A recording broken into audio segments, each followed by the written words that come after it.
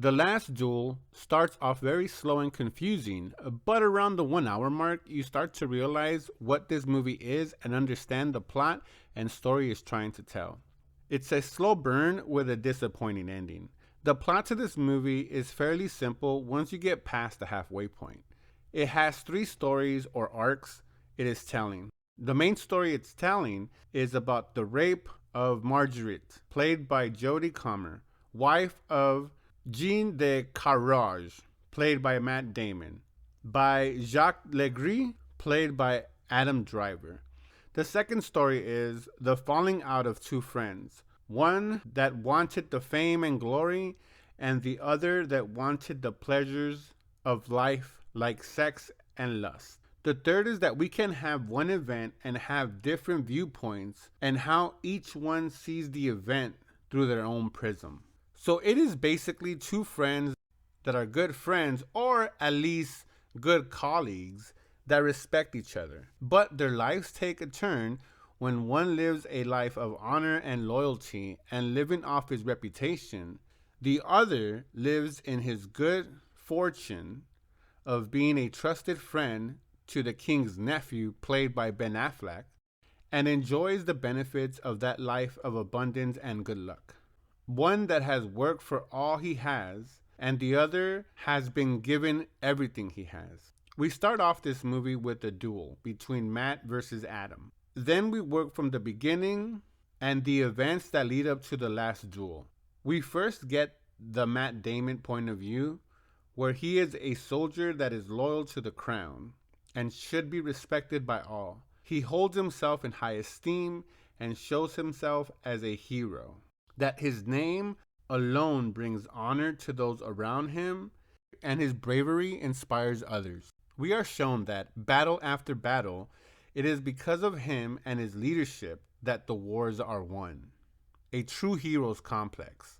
What he sees, he gets.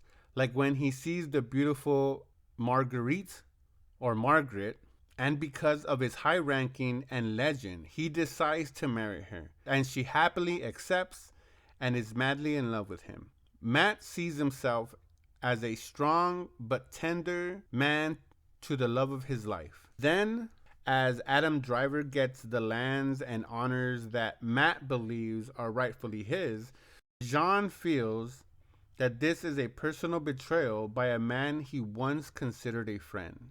And because of Jacques' jealousy of the legend that Matt's name carries, and that drives Adam Driver to rape Jodie because of his jealousy. And that's what leads us to the duel.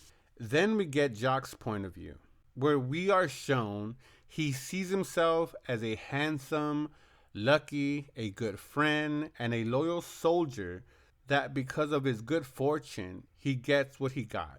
He sees Jean as jealous of him, but with no reason. We are shown that he holds Jean in high praise and honors the warrior he is. He sees himself as innocent, and Matt jumping to conclusions. Even in the rape of Margaret, he doesn't see it as rape. He sees it as two lovers in love that committed adultery but not rape. In his eyes, Jodie was making advances towards Adam, and she wanted him just as much as he wanted her. That even after the rape, he tells Jodie that they were just in love and got caught up in their emotions. Then we get Margaret's side or viewpoint, where she's just a lord's daughter that is betrothed to a soldier in high ranking, as what it was customary back in those days. We are shown how she was scared of Jean or Matt and how she didn't enjoy sex with him. And because he was very militant in his lovemaking, but would never let her have quote unquote the silent death, that's what they called a woman orgasming, that prevented her from getting pregnant and producing Jean an heir. She saw her husband as weak, but honored him as his wife and helped him in everything he needed and saw herself as his sort of advisor. She saw Adam Driver as a man that was handsome, but a man that cannot be trusted, and feels Adam took her nices as flirting or advances that led to Jacques raping her. We aren't told who is right or who is wrong.